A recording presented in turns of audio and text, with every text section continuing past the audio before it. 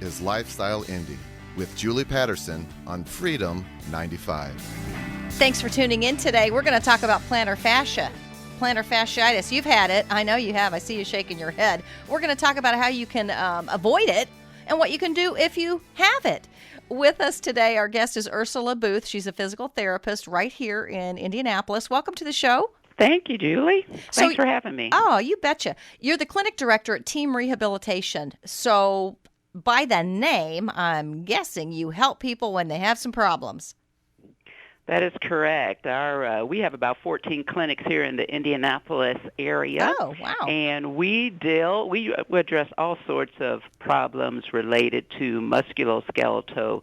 And by that I mean muscle and joint aches and pains, and including plantar fasciitis that we're talking about today. Now, do you find, are your patients mostly older or not necessarily?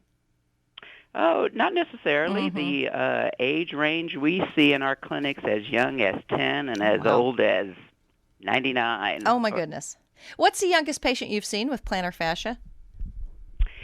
The youngest I've seen, it tends to affect people more toward their 30s and 40s. Okay. So we don't see that as a problem in our younger patients below that age. Would you just describe what is plantar fasciitis? What is it? Sure. So the plantar fascia, we have fascia tissue throughout our body, and it gets the name plantar fascia because it's on the bottom plantar, or the bottom surface of the foot in this case. So the plantar fascia is a thick band of connective tissue that extends from the heel of the foot and spreads out toward the toes. When it becomes irritated or inflamed, it causes pain, and the way that people recognize that is when they first step out of bed, they step down on that foot, and they get a sharp pain that they'll experience in the bottom of the foot, and that's a big indication that they could be dealing with plantar fasciitis. Yeah, it kind of starts in the heel and works its way around the arch, or it could just be heel, or it could just be arch. Is that right? Yeah.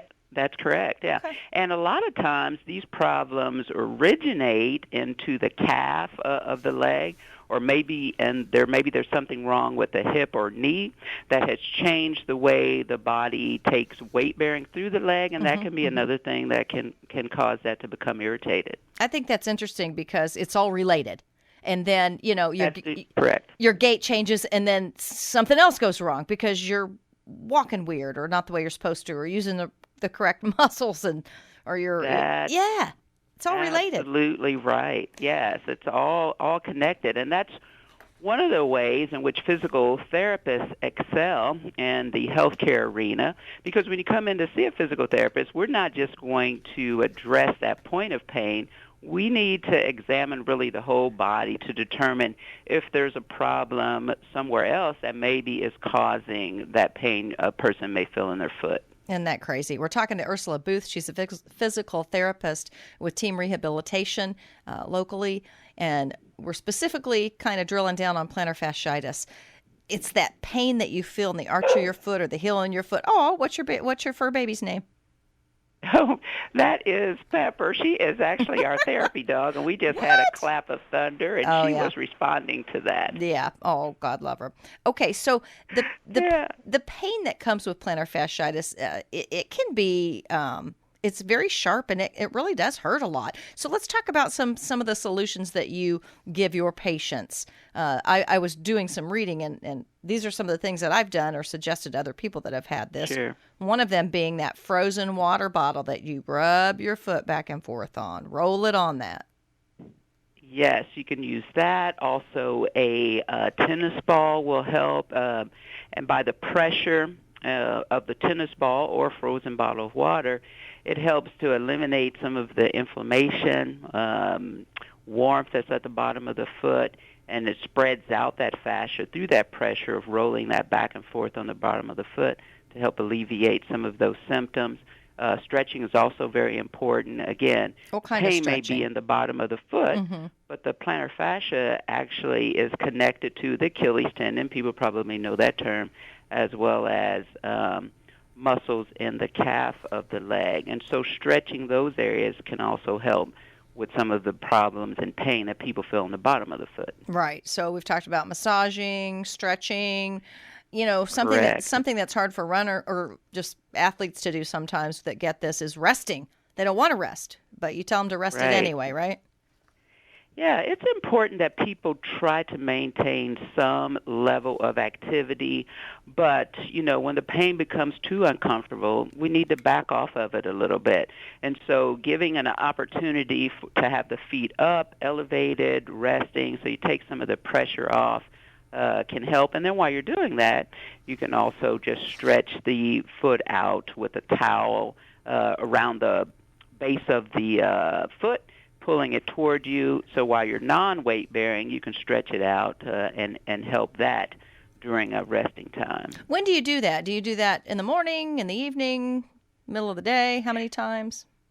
You can do that. Actually, we recommend that people do that frequently throughout the day. What begins to happen, as we sleep at night, the fascia will tighten up, and that's why when people make that first step out of bed, they put pressure on it, it expands it, and it causes that initial onset of pain. But actually, after the first few steps, that begins to loosen up, and then it's not as uncomfortable. But depending on the type of surface they may be standing on or walking on through the day, and other activities that are occurring through the day, it may start to tighten up again. So we actually recommend that they find some time throughout the day to continue to work on that stretching. Sure. Makes sense. So let's talk about how important are the shoes you wear in preventing plantar fasciitis? Shoe wear is very important. There's a lot of shoes out there now that we wear, particularly women, if we're in heels, where we shorten the muscles in the calf. This can add some stress into the plantar fascia. There may be shoes that aren't very supportive around the heel, so they fit loosely. This is causing the muscles in your foot to be overworked, and that can trigger it. So shoe wear is very important. We share with our patients, if you're going to make an investment money-wise, we want that in a good mattress and in a good pair of shoes. Oh, does a mattress come into play with plantar? Or just in general, just body in the health. sense of just in general, Support yes, and stuff. for overall health. So back to the shoes, fashion or fasciitis? That's my little joke. Yes. Fashion. Flip-flops are bad, right? Not necessarily. Really? It just depends on the brand. Okay. There are some flip-flops that actually some people feel more comfortable in when they have plantar fasciitis, and there's other times, when it's going to aggravate it. So we really like to let people not restrict them too much, but listen to their body and then respond to what their body is needing. If flip-flops make them feel comfortable, then we want to recommend that. If a more supportive shoe, like an athletic shoe, helps, then we want them to do that as well. Yeah, I've always thought that, that the shoes played a major role in plantar fasciitis. And you also mentioned the calf muscles, how one body part leads to the next body part that leads to the next one that, can mess up your body. So pay attention to everything. Pay attention to your body. I think that's, what I'm hearing from you today. That's correct. So it's not just identifying the sole location of pain, but what else may be going on. Sitting posture, standing posture. Sometimes we may stand and we have our weight shifted more to one leg over the other. These can be things that can be setting someone up for issues, not just plantar fasciitis, but other things as well. So just being aware of what your body is doing throughout the day is an important factor in preventing these types of problems. And the surfaces that you're on can definitely affect it too. So, when I do dishes, I've got that little padded rug there that helps. It feels so much better than just standing on the wood hard, floor. firm surfaces.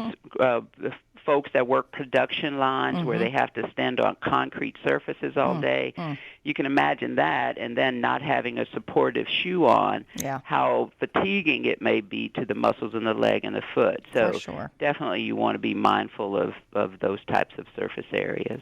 Okay, we're talking to Ursula Booth. She's a physical therapist here in Indianapolis with Team Rehabilitation. Is plantar fasciitis, is that scar tissue?